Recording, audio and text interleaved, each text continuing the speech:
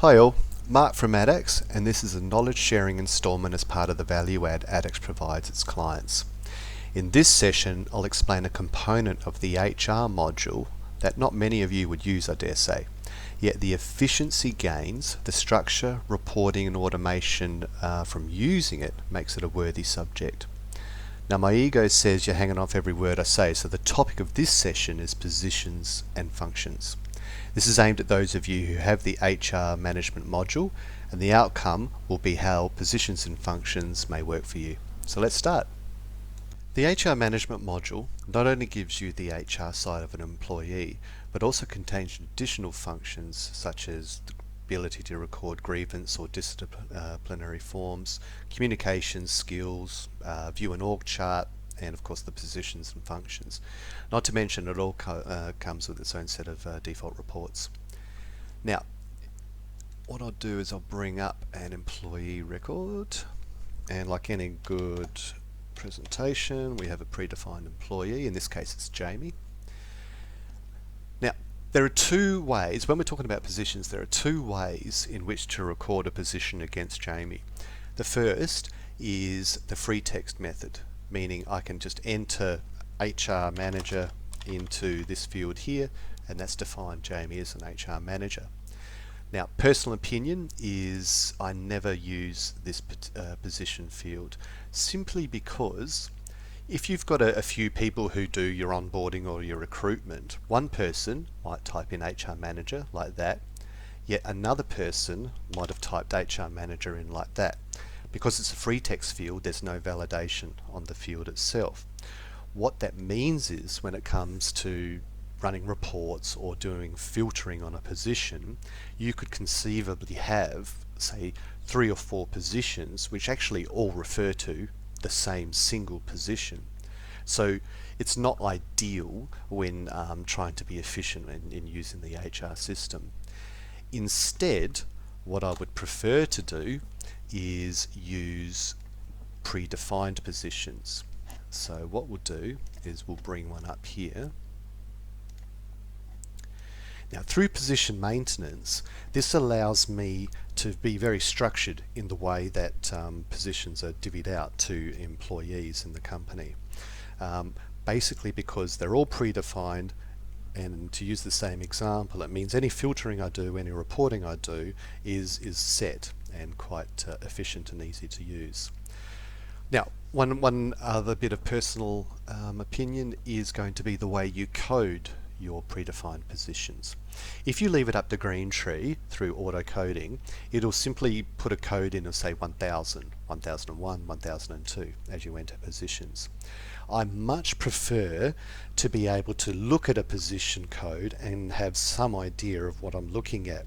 So in this case, I've created one called CFO for a Chief Financial Officer and done a 001 after it. So that means then when I look at this I go, oh yeah, well that's a CFO position. Another example might be for an HR manager, I would have HRM 001. If you had 2 HR officers, I would have HRO 001 and HRO 002, so on and so on. So you get the idea. I think that's a much better use of the way things are coded. Now you can see within this CFO position, Greentree is allowing me to record a whole bunch of other types of details. 2 I want to talk about specifically. I can define responsibilities and requirements for this position. The responsibilities are things like obviously what he has responsibilities for, both in company financials and the finance team.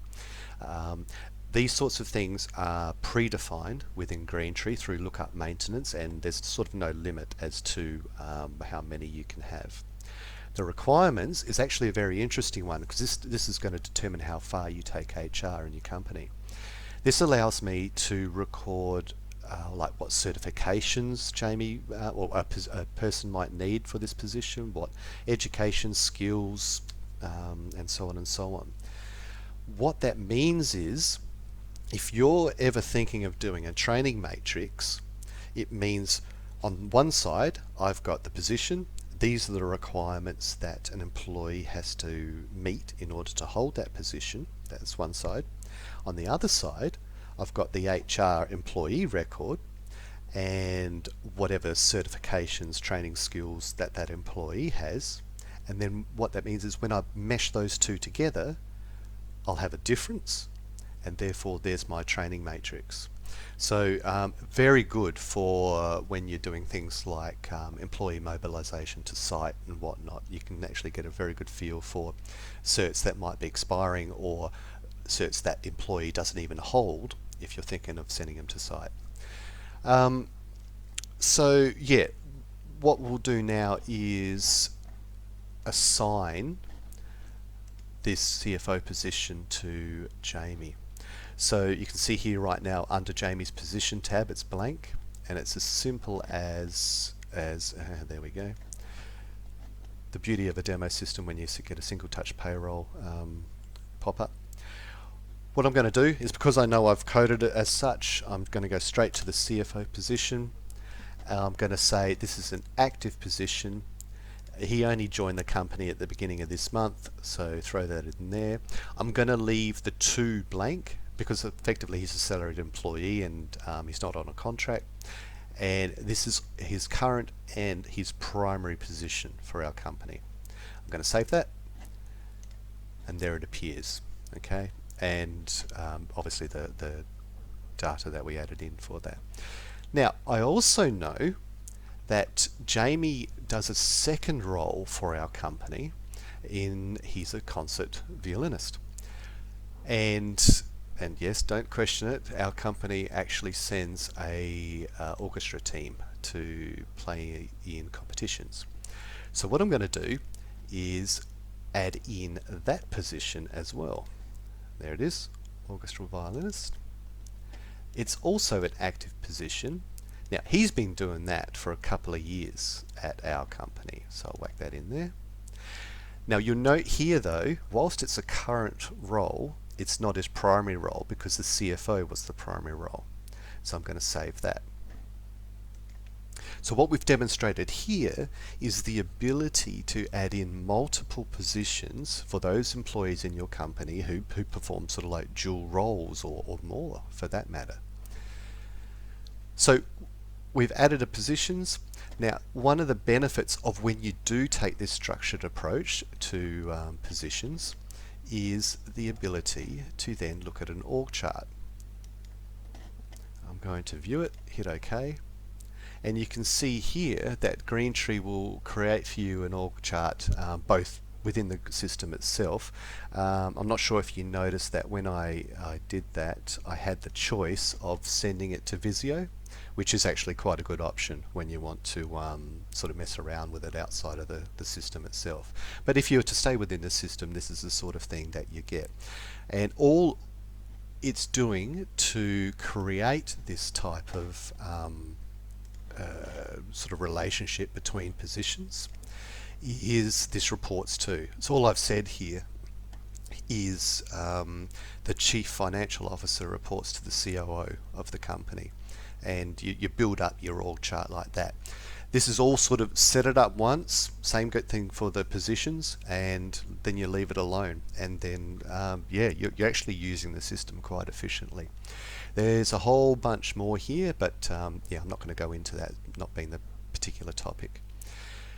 Now, you could stop there and be quite happy in how you've used the system so far, but what I want to point out is something, it's like an extension to what we've just discussed, and that is through the use of functions. Now, functions in itself is so open to interpretation on how it could be used. So I'm going to give you just one particular example.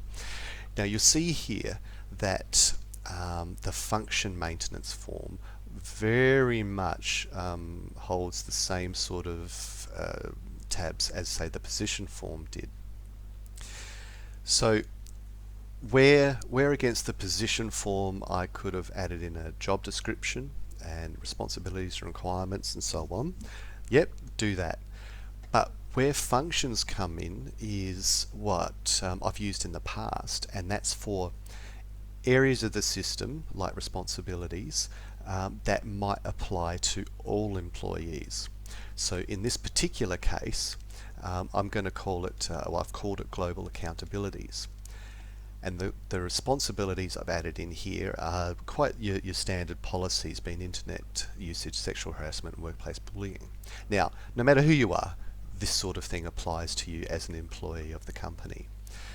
So by doing this, and then linking this particular function to all positions, then allows me to maintain this global accountabilities function in one area and update it, and have that update flow through across the board to all positions. So what I'm trying to demonstrate here is an example of efficiency in how you maintain a system. Entering something in a single record but have it propagate through the entire system.